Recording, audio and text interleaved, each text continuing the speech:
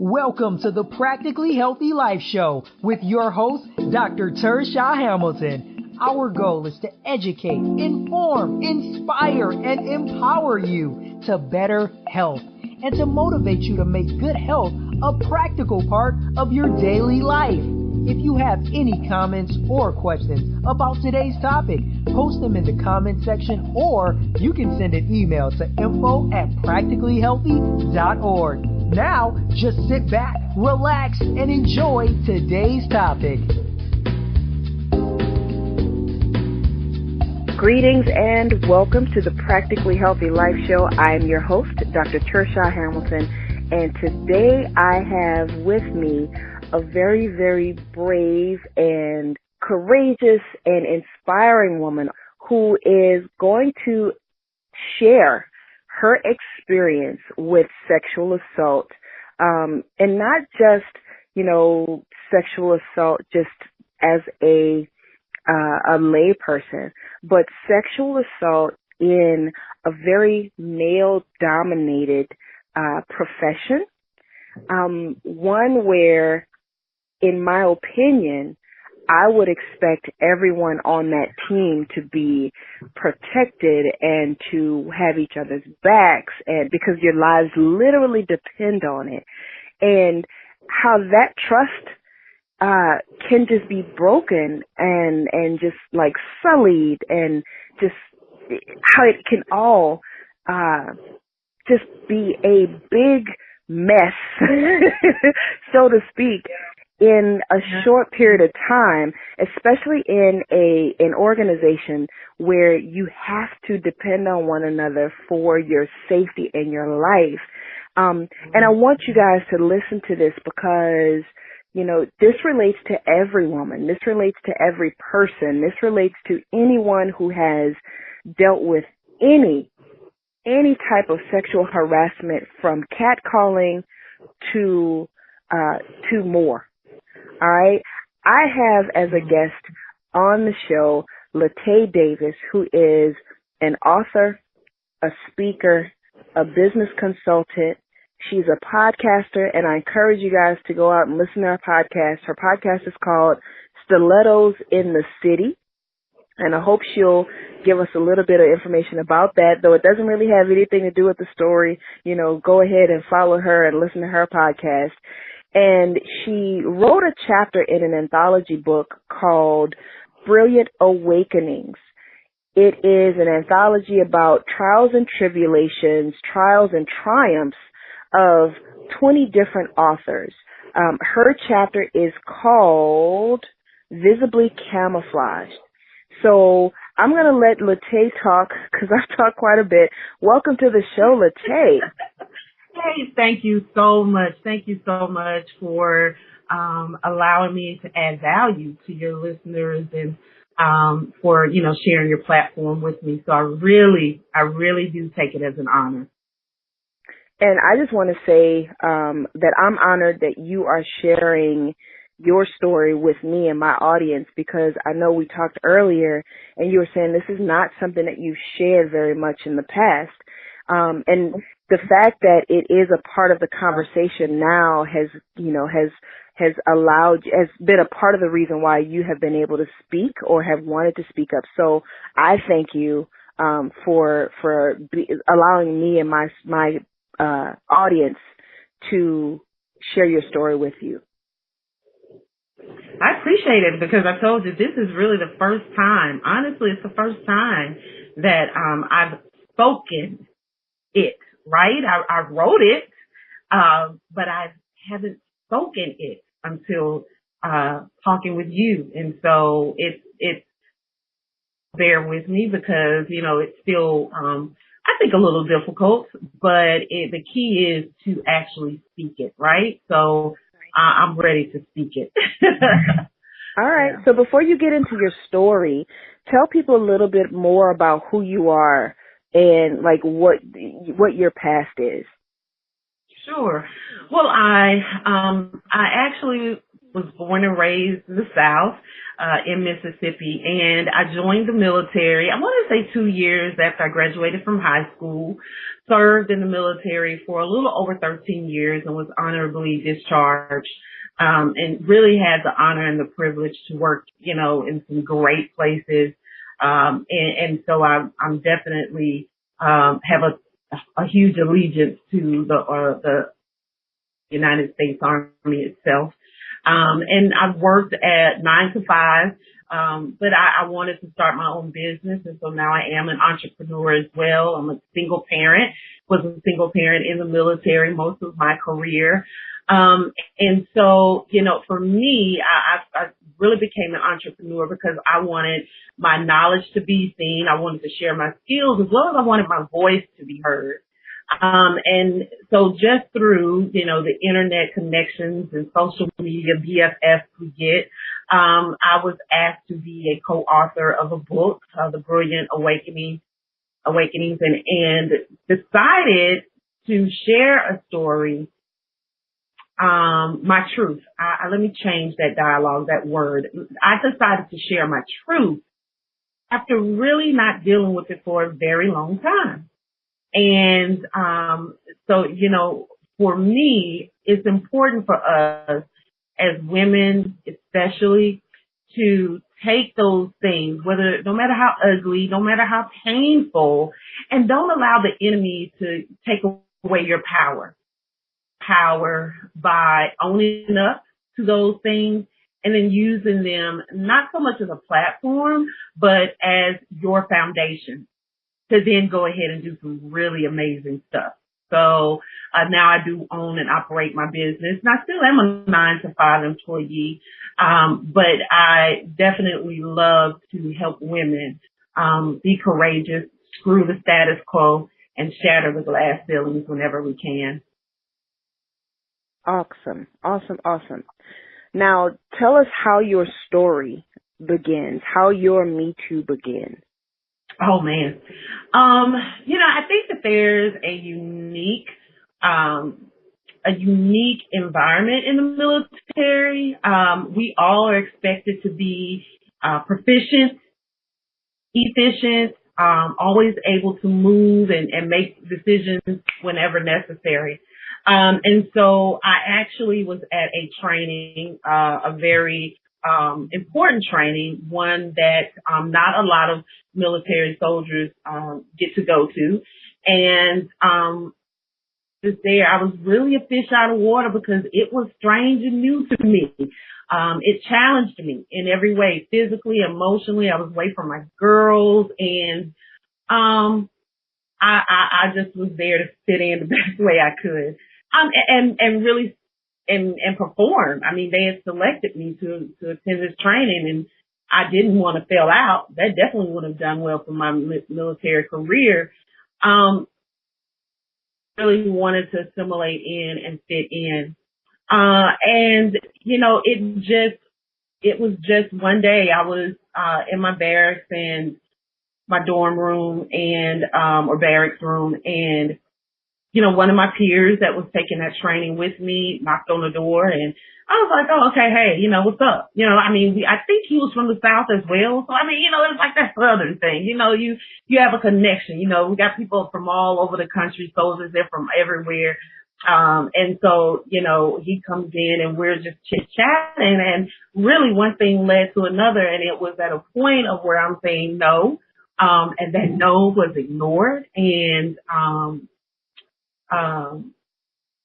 it was physical. And I write about in the chapter about, there's a point where you realize that you are not, you just won't, escape. I mean, you understand what I'm saying? Like when you're there, and no matter how much you try to move or you try to shift weight or whatever, it's like you're not going anywhere. Mm-hmm. And I like I mentioned to you before, I really, really locked that away because even after the incident, honestly, the first thing that went through my mind was, would anybody be able to tell? Look at me. I didn't want anybody to, I didn't want to be that one. I didn't want to be the one that my trainee and that class of graduates or that class of trainees, that was the story for that class, right? I didn't want that to be like the invisible, visible marks on my record. It wasn't written in my record probably. I don't know if it would have been or not, but it still would have been like everyone would have known. It would have been whispered. It would have been said. I mean, I just got into training. My training, I want to say that training was like 12 weeks, if I'm not mistaken. Because I attended so many different trainings, but I think that training was like for 8 to 12 weeks. We were like probably like in the first 2 weeks of training. You understand what I'm saying? It was like, and I'm trying to assimilate myself. The other thing is, this individual is connected, because organizations run pretty tightly in the military, masonry, fraternities, sororities, anything that allows, just like in society, anything that allows you to have like your own little clique or your own little group, right? So I know that there are high-ranking officials that are in the same organization. Am I going to say anything and still take the chance of failing out of the course? Not because of my performance, but maybe because they just didn't want me. It could have failed me out of the course. These high-ranking officials at a certain rank, they make the decisions. They look at your record and they say, is this soldier fit to be promoted? You have, as a soldier, you have no control over that after you hit a certain rank. And that's, again, being the one that people looked at and stared at. And honestly, did they hear? If I cry, even if I cried, I couldn't cry. You understand what I'm saying? I didn't want nobody to hear that. Right. I don't want nobody to pass by the door or the person in the next room that can hear through the wall. Are you serious? Even as that was occurring, even as this attack was occurring, you know how some people, my God, you see on the show where, the victim is screaming or whatever. And I didn't even want to do that. Because it was embarrassing. Even in the process, it was embarrassing. And it was like in the process, I lost power. I lost power. I lost power. And, it's very different. I think that even in the workplace, whether, if you're working in a civilian job, you have those kind of pressures and that sexual harassment. But when I was in the military and you look at the fact that anything could ruin relationships with people you had never met because of a decision you made or a statement you made or pushback that you gave, I had to take care of my kids. I was going to take care of my kids if I failed out of this course. And that was it. It was all about power and positioning, and we were the best of the best. You understand what I'm saying? Like, we were the ones that stood up in front of formations. Like, we were in charge, and how dare I be weak? How dare I be weak? And it's a lot to actually go through that whole thought process. And I remember actually when I was a young soldier and I went to Germany and I came back from Germany. And so as I started to think about where did this alter ego, where did she come from? Where was she formed? The alter ego, the person that could never show emotion, that could never feel, that could never let somebody see you sweat, that could never fail, right? And I remember as a young soldier, just coming from Mississippi, brand new, and me and my ex-husband, we were married at the time and we were having problems, and I didn't know any better. I'm from the South. In the South, we talk about everything almost. We can talk to anybody. So I'm in the clinic in Virginia, and I'm talking to this E7, and the E7 was around, but there were other people sitting with me. And I remember saying, there were some issues with my spouse, and I was kind of talking about them in general, and he looked at me and he said, "You just want somebody to feel sorry for you." So I realized then that that's when the alter ego occurred, and that's when she was developed. And so I carried that, I think, throughout my whole career, and I carried it with me that day.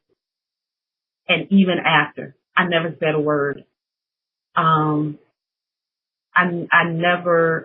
made it about me. What was it that I did? I made it about me. Like I told you, I never really dealt with it because it was easier to take accountability for it on my end, because that was a whole lot easier. That was a whole lot easier than having to go talk to a sergeant major or a commander. What? I'm not doing that. I'm not standing in front of her. I'm telling you, if there are any prior military or military women listening, I know good and well somebody is shaking their head saying, "Yup, she's right." I'm not standing in front of those people. Absolutely not. I prefer to not deal with the first person.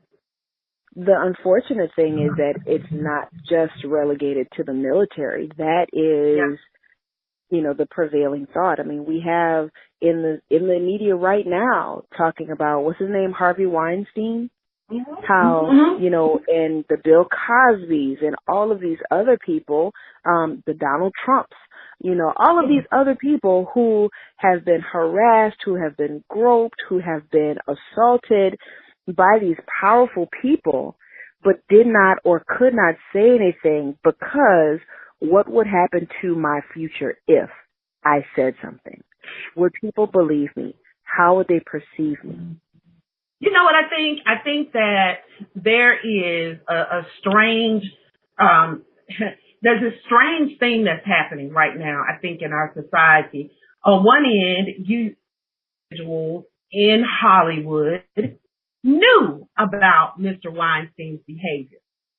It was basically, I think he was notorious for it, right? Right. They knew, right? And as long as it stayed under the carpet, as long as it was the underbelly of the Hollywood lifestyle, as long as no one who cared about their career would say anything, they kept it that way. And that's the sad thing. Bill Cosby, I mean, I'm not going to even go with 45. I'm going to just stay focused, because when we start making it seem, when we bring, as they talked about before with some of the things that the current individual in the White House had done, when we start making this locker room man conversation okay, when we think that it's okay, or he didn't mean anything by it, or that that was that that's just the way we talk, or Harvey Weinstein is, well, I mean, he has a lot of power and he controls who gets to act in what role. You know what? Check that thing. Do you understand me? Because first and foremost, it is the highest abuse of power ever. And that is what's disgusting. That's what should be intolerable and completely inappropriate. How dare any individual utilize their position and their influence to press upon someone something that they don't want, something that could scar them for life, something that could, change the talented or great at what they do, who want to move on and do something else and get paid less. I am over the sexualization of women in the workforce. We are not animals. It is absolutely inappropriate for any male, and any person, to sexualize another individual and make them uncomfortable in what they're doing to provide for themselves. It's inappropriate. Right. Right. One of the things that you said that I want to delve into a little bit more is the fact that you made it more about you than about the person who assaulted you. Because I think that, again, is a common response. You know, you want to internalize it. It was your fault. It was, it was all my fault. I did it. I should not have done. I should not have worn. I should not have been. Maybe I actually did want it. It becomes something that all the burden is on you now because you don't want to deal with it, or you don't want to have to put it on that other person and be seen as somebody. Well, however it happens. Talk to us a little bit about that. How the thought about the mindset of someone being assaulted and then internalizing and making it all about themselves. I think again, it's easier.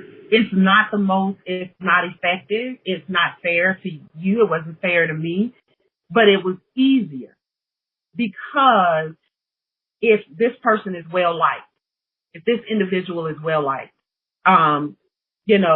people are going to look at you first, label you first, right? My attacker had, come on, he had a whole slew of supporters. I mean, high rank up and down the ladder. That's one. The other thing I think is too is that somehow we think because maybe we live a lifestyle or we have a job that kind of puts us out there a little bit that you can believe it anyway. And did I walk too seductively? Did I look too long in his eyes? Am I dressing in a way that's provocative? I might have liked him. I need, sending him a signal that I liked him, that I brought on this other physical aggression or this harassment because, I did like him. I gave you an example of, let's be honest, a stripper. Just because she's a stripper doesn't mean that you can then have your way with her. If she says no, I don't care if she just came off the pole. If she says no, she means no. Right. In provocative clothing, that if she walks around in provocative clothing, everybody doesn't dress the same and everybody doesn't have the same job. That still does not mean that you can put your hands on her, harass her, or assault her. And so I think that we then as women, because it's almost like this conditioning or this mindset that maybe I was dressing a little bit too provocative. And I feel like sometimes we as women give that to other women. Oh, she needs to cover up her chest. She needs to pull that skirt down. I mean, look at how she's dressing. Look at how she's acting. So we as women can even kind of kind of give that kind of mindset fuel a fire. And then let's say if they're more connected, like Harvey Weinstein. I mean, if this person is connected, if this person has access to resources, we see it all the time, if say a celebrity or someone with status is accused of something, how they bring out the big lawyers or they bring out their team. And then here you are, you have this young individual, this young woman who, works a 9 to 5 and doesn't have access to that. But yes, she was assaulted. Yes, she was continuously harassed. But situation, it feels like there is no way I'm going to win this. And in the meantime, I'm going to get my name dragged through the mud. I'm going to, take a chance on losing my job. I'll never recover from this. So is it easier to fight that individual and the establishment and the powers? Or is it just easier to just say it had to be something with me, or it's easier for me to deal with it on my own? And I don't think that that's the case. I think that, when something, when you're assaulted or, harassed, especially though when you're physically assaulted, you kind of lash out in a different way in other areas of your life, right? To kind of pull back and get your power back. So is that why your relationships aren't working? Is that why you have poor communication with other men or whatever? You know, we use other areas of our life to then take that power back or try to get control back. Right. Right. One of the things that I noticed surrounding all of these conversations we've had in the last couple years is that I actually have had that similar mindset about, well, she shouldn't have worn that. Or, well, she shouldn't have been out there. Well, she shouldn't have, you know, because that is the way that I've been conditioned. That's the story that we are told. And fortunately, being the person who listens to other sides of the conversation, especially social media, I love social media for that, being able to access conversations that I may not have been able to access, read other people's thoughts, whether they were short thoughts or very long, drawn-out conversations, being able to read and see and hear the way other people are thinking has really helped me to understand that, you know, nobody truly deserves any of that. And I knew that, but it really took some of those conversations. For example, I read somewhere somebody said that if I have given you $5 in the past, that doesn't mean I'm going to keep giving you $5 just because you asked about it. I mean, just because you asked me for it. I don't want to keep giving you my $5 just because you asked for it. And if you take my $5 just because I got it, you can't just take my $5 because I gave you $5 yesterday. That's not how that works. I understood that story then. You know, but before that, it was really hard for me. But putting it in different terms, I was like, that makes complete sense. Just because I've given you $5, $10 every day for the last year, if I decide on that New Year's Day that I'm no longer giving you $5, it is not up to you to decide that it is my duty to give you my $5 just because that's what I did in the past. Yes, that's right. And, you know, when we were discussing this, I thought about those relationships. Got a boyfriend, you know, there was even a debate about can a wife be raped by her husband? And at the end of the day, the line is regardless of the relationship that is set in place, if you say no, you mean no. You know, I mean, I think that there again is this sexualization, and it's almost this idea that women are property almost. So it's like you just said, you know, look, I may have been kicking it with you for the past 6 months. And it was one day I woke up and just said, you know what, I'm over it. This is not for me. This is not what I want. Or let's slow down. I want to do things different. And if that individual comes to you and still wants to have a sexual relationship with you and you say no, I don't care if you had sex yesterday. I mean, and you kicked it forever. If you say no, you meant no. And it's not, oh, you don't mean that, or oh, you know you mine, or this mine, and all these silly things that tell you you're mine, ain't nobody else can't have it, all no. Like you said, no, I don't want to give it to you today. I'm done. No. Right. And I feel like when you hear that word no, that's it. Right. Right. Another thing that you talked about that I thought was, it really caught my eye. It really kind of tugged at me. Is you said you lost power.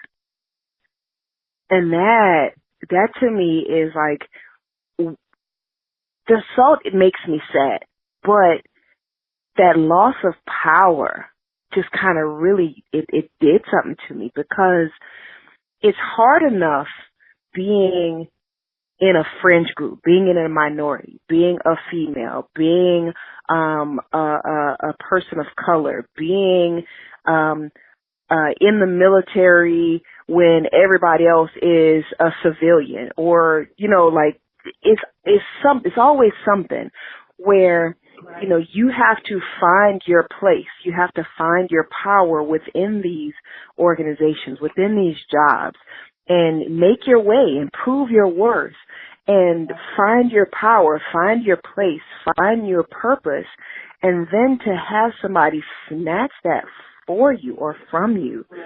That to me is so powerful. So tell me what was the process of you regaining your power, or have you even regained your power? I haven't. I mean, and I will be 1,000,000,000% honest, I haven't. Because what I realized, and I'm just so grateful for this conversation, is that, when there's dysfunction, or when sometimes we think about, like, in college where you have, say, these athletes or these students who get charged with raping a girl. And you're like, how did all of these guys or whatever, all these girls, I mean, it's on both sides, both genders. But it kind of becomes this accepted behavior, right? And so what I feel like, and what I'm realizing even now as I'm talking to you right now, is that I really believe that there was a representative. We had a speaker say that one time. I think my representative was functioning. The true essence of me, the person who I am, was so dormant, and my alter ego or that representative was handling business, functioning, full functioning, up, working, PT, whatever, whatever. Okay? Wasn't missing a beat. But me, LaTaye, was nowhere to be found.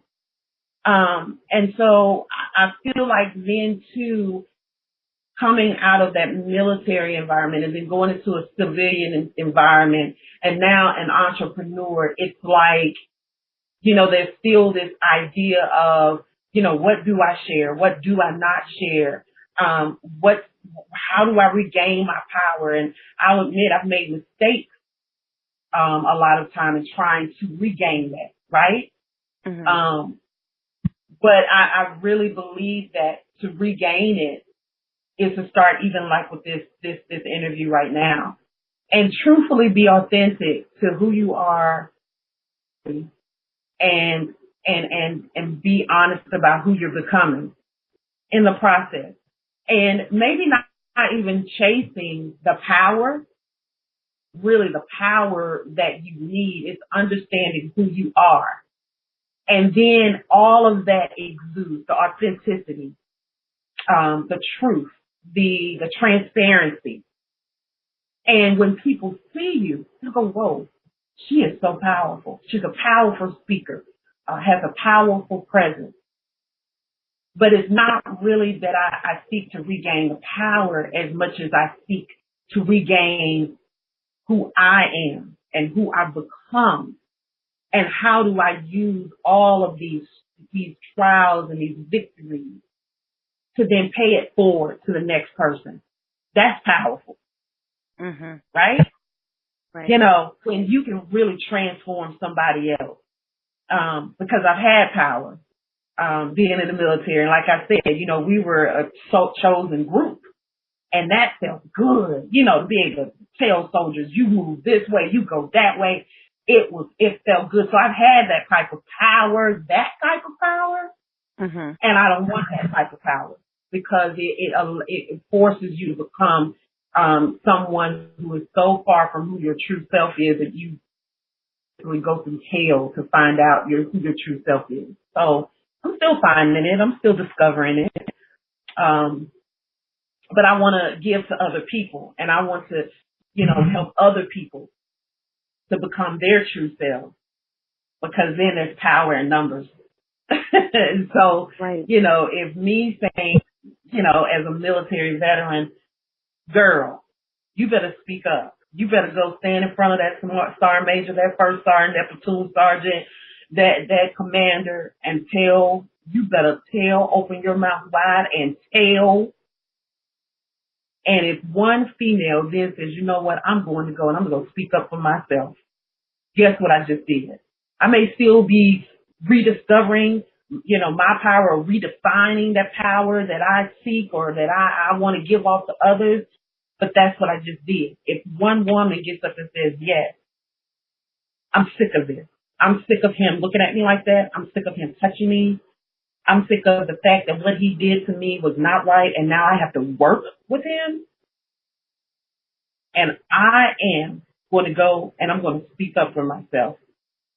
That is power used in the right way. Right. Open your mouth. Were you able to, when were you able to speak up in the military, or have you been able to speak up while in the military, or did it just come out? Were you only able to speak your truth after you have been, you retired from the military or left the military and, gone about your business? How did that even look for you? I never dealt with that in the military whatsoever. I never spoke about it. I never tried to deal with it. Again, for me, it was something that happened to me, but I made it about me. Okay? I made it about me. I was single and maybe a little too promiscuous. I mean, I wasn't really that promiscuous, but at that point I was like, well, I'm liking that guy, I got a guy back home. And so, I made it about me. So I wasn't, and the focus was to complete that training. The focus was to be successful at completing that training. I never, ever, ever dealt with that, not one time in the military. I never spoke about it in the military. And I never even thought about it, to be honest, because it was, again, an environment, like I said before, where women were emotional. They ain't got time for that. they do not have time for that. Women, we want to talk things out. We want to really, pull the covers back. They don't have time for all of that. Right. That's just my thought. That's just me being honest. They don't have time for that. So, no, I'm not about to sit in front of anybody and talk to them about that. I'm not. I just did not. So it was really not until I was asked to write in the book, Brilliant Awakening, I said, I could write about that. And I actually was going to write about my father, my dad. I've never met my biological father, but him raising me. But that was really like that was the distraction from me dealing with, what happened during training. With somebody everybody liked. Oh, I'm not about to talk about that. Everybody liked that guy. No. I'm just not. And it may seem like I'm very just nonchalant about it, or it was like, okay, she don't seem like it bothered her. Trust me, it does, and it still does. It did, and it still does. But it was just to me, that was a no-win situation. Mm-hmm. Everybody in position liked him. It did not matter, even if I had left that duty station and then went somewhere else and 3 years down the road had said something. It wouldn't. He still had connections.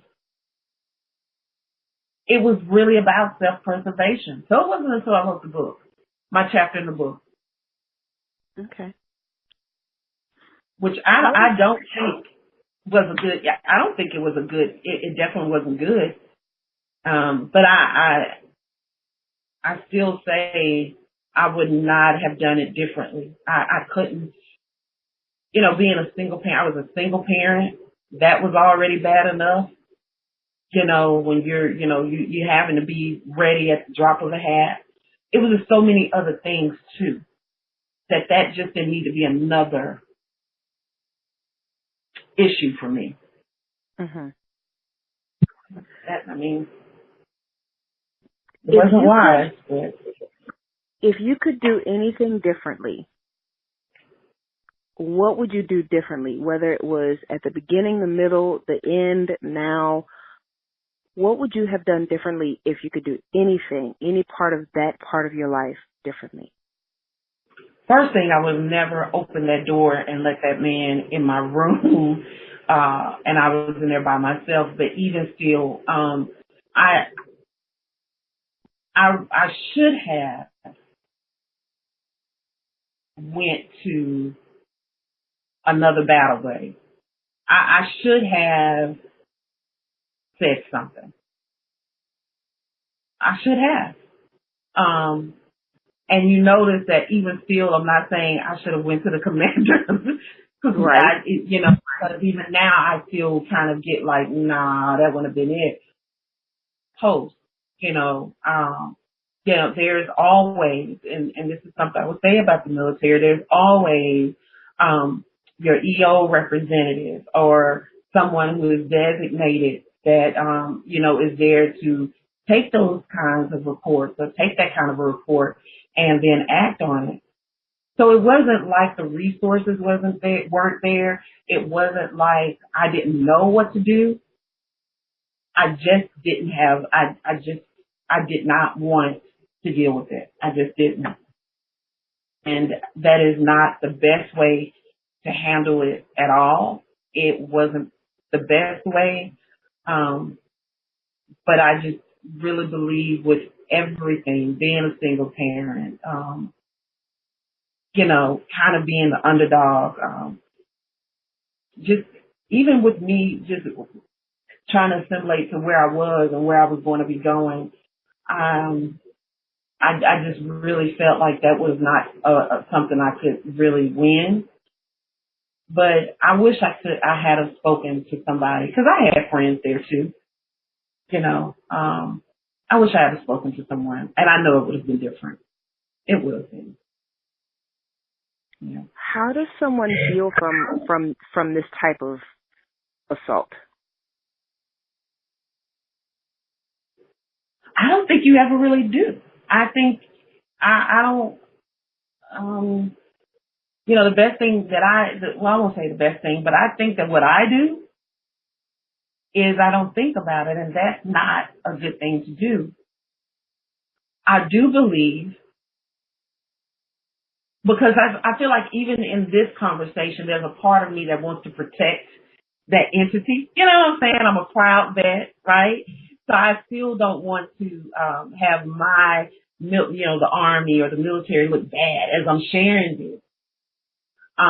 But I feel like at some point you have to forget about, or not forget, but you have to want to heal yourself.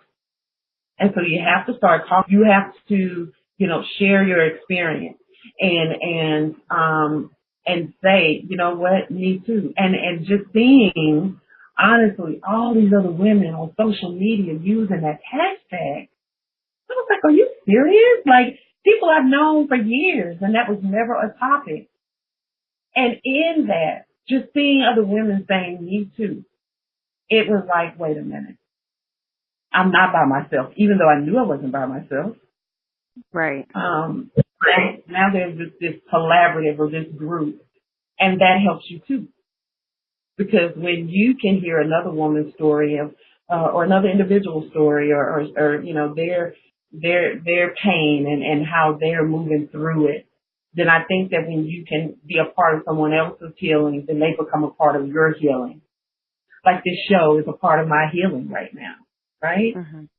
And I fight with it every time I think about it, because I have to my military. That I don't want to make the military look bad, but then how do I own up to my truth and work through it at the same time? And that's the biggest part of the healing process for me, I think. Right. Is not feeling as if I'm doing the military a disservice, or, you know what I'm saying? Right. So that's on my perspective.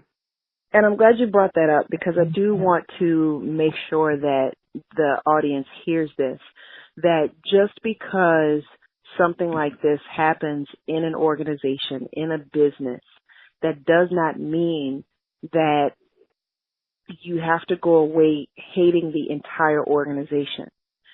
To me, that means that you, speaking your truth, wants to make that organization better.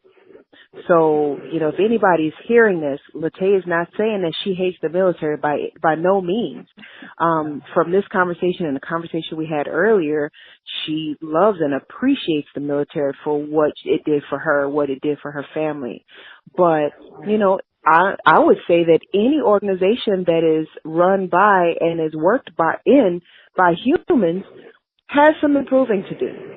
And these are the conversations that need to be had so that the organization itself can be better and not have these little or big issues being swept under the rug where part of the organization is being hurt and you have to send your representative out to do the job so that you don't have to be like you're not being your full self because now you have to put on this fake face. And you know what else, too, is that it's important, too, that individuals who are assigned to investigate, or report of sexual assault or sexual harassment. Let me tell you, one of my biggest, I don't even know if pet peeve is a strong enough word, I cannot tolerate someone who is in a position like that where they're supposed to investigate claims. I don't care how frivolous. I don't care what you've heard about that individual. I don't care how many people they dated, whatever it is. You do not mix your personal relationships with the accused and then do a disservice to that accuser. You don't, in other words, I know you may be cool with John, but Sarah came to you and said, this is what happened to her and John is the one who did it. Do not, how dare anyone that's in a position to investigate that, do not discount Sarah's report or claim because you and John are cool. Because if that's the case, you should not be doing it and you need to move on. Right. That's not right. And that causes a ripple effect, and then guess what John thinks? John then thinks, okay, such and such is on my side. So what is John going to do? John is probably going to up the ante, Sarah. John is about to go find him a new victim too. If you cannot separate your personal relationship from what your job is in this kind of environment or with that kind of responsibility, then don't do the job. Go find another job. Because these kinds of incidences can really harm someone and they find it difficult to move on. That irritates me. All right. I can definitely hear it. And it's understandable. Yes, definitely understandable. Because, there's incidences where I went to an EO rep, not with this, but with other incidences, and because they were connected or because they known each other for a long time, nothing was done, and that's not right. That is not right. It's not. Just don't do the job. I want to shift gears just a little bit and talk about forgiveness. How does a victim of sexual assault, or a survivor, I should say, of sexual assault, begin the forgiveness process of the person who assaulted them, the organization that protected them, or that they felt like, let me personalize it. How can you, or how did you, whichever situation you're in, go about forgiving the one who assaulted you, the military for either protecting him or making you feel as though you didn't have enough say to speak up, speak your truth, and forgive yourself for blaming yourself? You know what? To be honest with you, I could forgive my attacker because, it's kind of like it wasn't so much about him as much as the power that he's been given and the clout and the influence that he's been given. And in that, leaders failed him in making him think that whatever he wanted, he could have, right? Mm-hmm. And so it's almost as if you need counseling, you need help. I just never, I really think it's probably a deeper conversation because I was more to try to not walk around with any anger because I still didn't want to draw attention to myself. Mm-hmm. I mean, like, we really didn't have much to do with each other, but I could not show it. Like, I just couldn't. I just couldn't. I'm telling you, it's a different environment. As far as the military, to be honest with you, I think it was more of me. The military, like I said, they have those people in place. They have the offices there. You can go and you can talk to someone. They have all of that there. It was more on me. You understand? I mean, it was on me that I chose not to. And it's not that I'm protecting the military. I'm saying they had what I needed. I just didn't use it. Military that made him that way. It was a few leaders that made him feel like he was invincible. It wasn't the military. And for me, as far as forgiving myself, I think that's still a process. It's still a process because now I have to think about why did I put more value on someone else and the control and power they had, and I never realized that I should have stood up for myself. Okay. And I honestly think that that's the kind of conversation that I need to have with other individuals. I need to talk to a counselor. I need to talk to a therapist. Like, I really need to break through this thing. I am not going to tell you that I've got it all figured out because I don't, because I do feel like there's a level of dysfunction in that I still want to say something wrong. You see what I'm saying? Yes. And I think a lot of us still walk around with that. It's like I can't compartmentalize it and say you or them because I've become so conditioned to say it was me, even though I know it wasn't. Right. It's still a process. It's still a process, Dr. Tursha. It's we might have to have a call a year from now and say, LaTaye, how you doing? I don't know. It's a process, and I'm thinking I'm still like kind of clouded and still trying to get real mad about it. But then I just say, but girl, you never said nothing. Like, I'm pretty certain. I really do believe, though, if I had went to that sergeant major at that time, he would have handled it. I firmly believe it. All right. What would be your advice to a young lady that's in, whether it's the military, it's a new job, she works with, in Hollywood, anywhere where she is in a relatively vulnerable position to be taken advantage of, assaulted, being made powerless by someone in authority in that way? The first thing is that sometimes we feel like there's only one route to take to be successful or to get to our goals, right?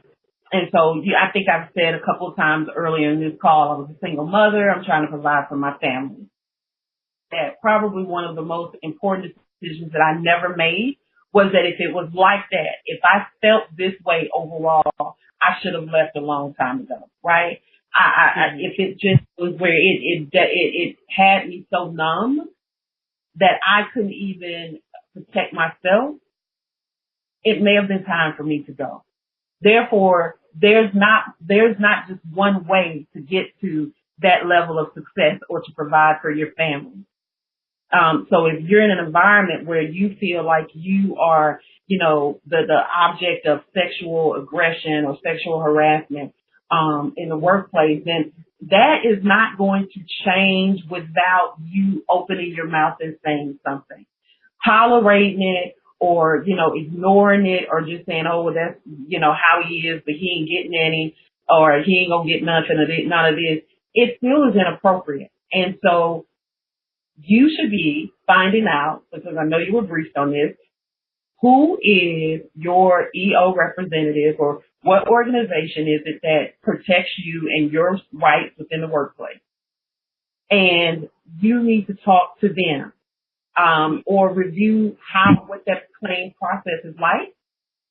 And not only that, but you need to let that person know straight up to their face, his face, her face, I do not appreciate X, Y, Z, and I am asking you to stop.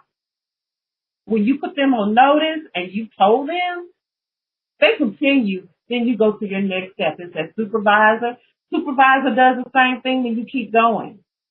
You keep going because no one deserves to work in that environment. And you definitely don't deserve to feel like it's a part of the job. It's what they do. It's a part of the job, but I'm going to just make sure they know. Don't be trying to holler at me on, I'm not going to date anybody or whatever. No, it's not. No, it's not.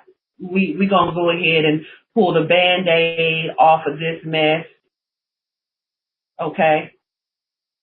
Just like this whole Harvey Weinstein thing. Speak up for yourself. Talk to people.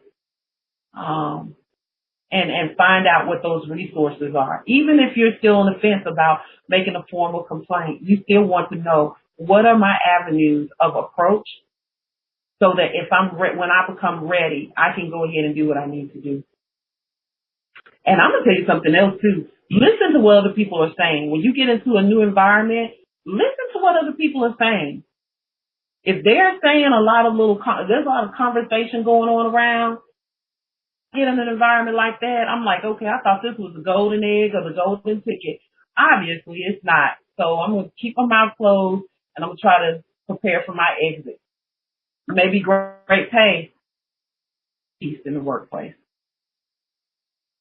Right. Now, what else? Okay, so what else would you recommend besides understand the structure? Because earlier you said that you would not have opened the door for him. I know, being from the South, we tend to trust people because we don't expect people to have any ill intent just because that's just the culture that we grew up in. So what would you recommend to somebody who is going away to college for the first time, who's, on their own in the military? What type of things would you recommend to that young lady let's stick with young ladies, to that young lady in ways to protect herself without having to feel like she needs to start off being someone other than who she is? That's awesome. A couple of things I think are important.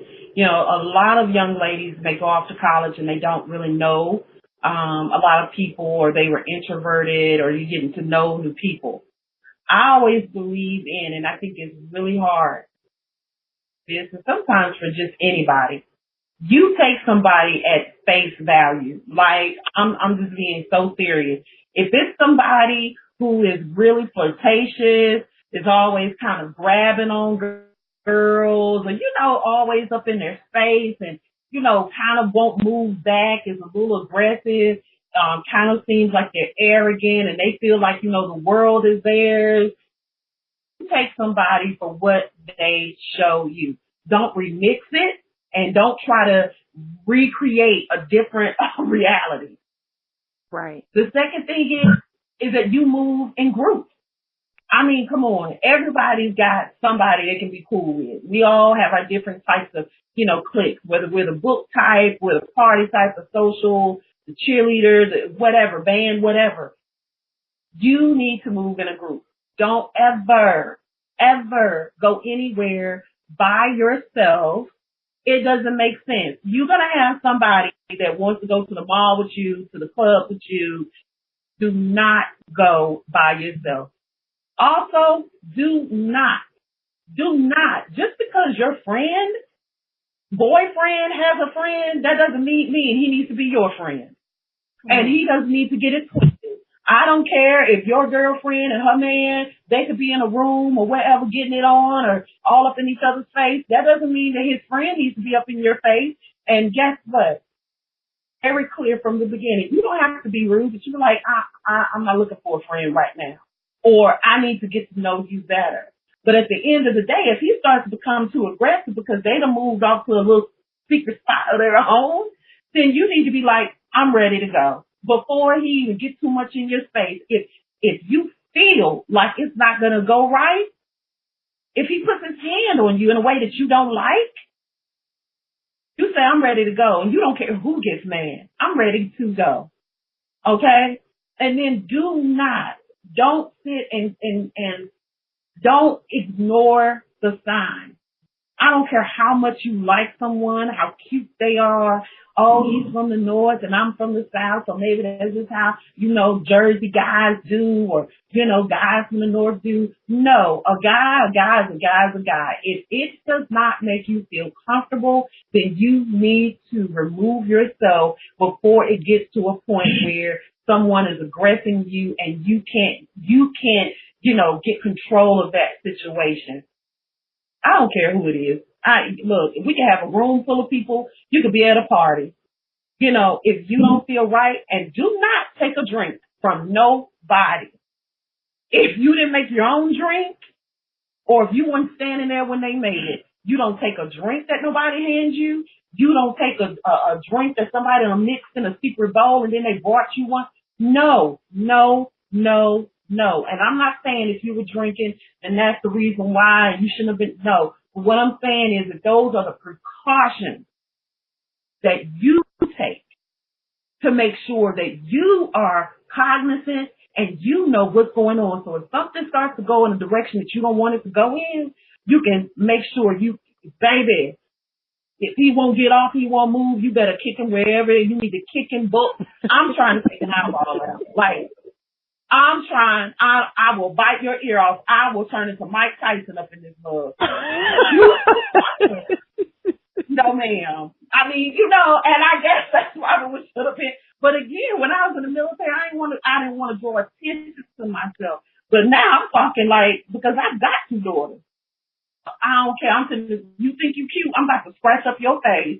You're going to get up then because you don't want nobody seeing all those scratches on your face. Right. She crazy. No, you tried it. And I showed you that I tried it. Baby, I don't know who told you I was a jersey that you was just going to put on a story. No. But definitely, young girls, do not go anywhere by yourself. If the girl don't want to go or they don't want to go right then, just chill. If you don't have nobody to go with, just chill. And definitely don't go out to no nightclub or no social setting by yourself. And me and my girlfriend, we always had a rule. We left together. If she even wanted to leave with her boyfriend, because I usually didn't really have a boyfriend, but if she wanted to leave with her boyfriend, I didn't stay behind. There was nothing there. You move it. Come on now, y'all talking about squad goals. Squad goals. That's what the squad goal is. Right. And honestly speaking, those rules, I grew up on those as well, and they're still very relevant. So when my friends and I go out, we still follow the same rules. We don't drink drinks that's been sitting out. We only accept drinks that we saw made. We leave together. And if somebody's dropping everybody off, everybody needs to text everybody else to let them know that they made it home. So, just because she's talking more to younger people, it doesn't mean that it changes as you get older. Yes. And you know what? If a guy is sitting up there, he's trying to touch on you and stuff like that, boy, look. I don't care if everybody in this clique cool. We ain't cool enough for you to think you're going to touch on me. You better check him, and they be like, man, what's wrong with your girl? No, what's wrong with you? I don't think so. Don't be trying to be nice to these guys and be like, no. And then you be in the car telling your girl, you was a little too flirty. I ain't like that. Tell him to his face, So that then the next time he see you, he don't be up there tapping on you. They sit up there blocking. You could have found your Prince Charming, and there he is making guys think you his girl. No, he's not. And then he gets confused and thinks that then y'all gonna do something else. No, we're not. Okay, you tapping me on my booty, I'm gonna tap you upside your head. No, tell him. Right. Talk to him like you tell your parents you tired of them asking you to clean that room. So I'm just saying, like, sounds like a parent talking. So I just wanted to mention that you reminded me of a quote by Maya Angelou. She said, "When people tell you who they are, believe them," and that's true today. Them. Believe them. And if somebody is giving you a hard time, let's say you in the workplace and somebody's giving you a real hard time, you got to pay attention to that person. If you can't understand why somebody keeps giving you a hard time, let's say you got a supervisor, nothing you ever do is right. He always got something to say. You're doing your job, you on time, but oh my goodness, if you do one thing wrong, he all over you, you watch him. Because for real, he got something else in mind for you, and he's really upset that you ain't picked up on it yet, and you ain't letting him have his way. So you watch that individual. Be alone with that individual. I'm talking from experience. You don't want to be alone with that individual. Do not. If you got somebody that's giving you a hard time, trust me, it's a reason, and it darn sure ain't about sales goals. I'm just saying. Right. Right. Never be left by yourself. Just waiting for the opportunity. All right. Now, if somebody wanted to get to know you better, if they wanted to find your book, if they wanted to listen to your podcast, how can they connect with you? You can connect with me on Twitter. If you basically type in LaTaye Davis, there's only one me for real. Then you put in LaTaye Davis, and it will pull up everything. My website is LaTayeDavis.com. I'm on Twitter at LaTaye Davis LLC. On Facebook, it's LaTaye Davis Global Consulting.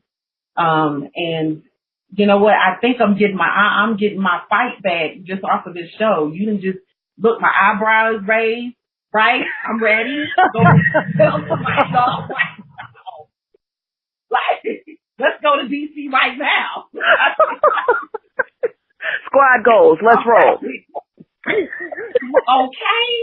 What you got? Because I got the Vaseline. You got the pocket carrot. Man, look, let's do it. Okay. Thank you so very much. You know what? Thank you That's how you connect with me. You know, it just really has made me feel good because, you know, when you're trying to, like you said, you know, when you're healing and you're on your journey, sometimes you kind of try to do it the way you see other people do it, right? And really, this is the only way I know how to do it is just really be honest and say, I'm ready to go to DC right now. Like, let's just go. You know, but, yeah, that's how they can connect with me. Oh, and my podcast, The Letos in the City, it's on Blog Talk Radio, but if you type in just The Letos in the City, it will pull up everything glorious about me and my amazing friends that I've had on, and I hope you're inspired. And send me love, send me encouragement, send me advice, because I'm so imperfect, but walking this thing out. So, I mean, it may be it may be someone, DrTursha, who can say, and it's going to help me to heal. So I'm still healing, y'all. Excellent. Thank you so very much for sharing your truths with us. I definitely appreciate it. I know it's not easy. And, you know, just the fact that you opened up and told as much of your story as you did, I so appreciate it. Thank you so very much. You're welcome. And I hope I have some battle buddies out there who are courageous enough to share their journey too. And maybe we can all drive to DC. I don't know. You know? But it all starts with one point. Yes. Thank you for allowing me to be a voice in your collective. I appreciate it. Absolutely. And thank you all for listening. I appreciate your time. I do hope that this conversation has touched somebody, has helped you learn something about rape culture, about assault culture, about power struggles, about any aspect of this conversation. I know that listening in on conversations and reading conversations like this have helped me open my mind and open my eyes over the last couple years, and I'm still learning and growing. And again, I hope that it has helped you all. My final word is, don't be silent. Find somebody that you feel comfortable speaking to, whether it is the person that deals with this particular type of issue, sexual harassment, sexual assault in your workplace, or it's a counselor. I highly believe that we all need counselors. Even counselors need counselors, because there's some aspect of life that we need to learn how to handle better. I hope you guys join me next week on the Practically Healthy Life Show. I'm your host, Dr. TrSha, and I just want to say thank you. Thank you all for joining us. Talk to you soon. Take care, everybody. Thank you for joining the Practically Healthy Life Show. We hope that today's show has given you the tools you need to form better habits that will allow you to build a stronger foundation of health. Stay connected with us at www.practicallyhealthy.org for the latest updates and upcoming shows. Or connect with Dr. TrSha via Facebook, Twitter, and Instagram at Dr. TrSha. That's DrTursha.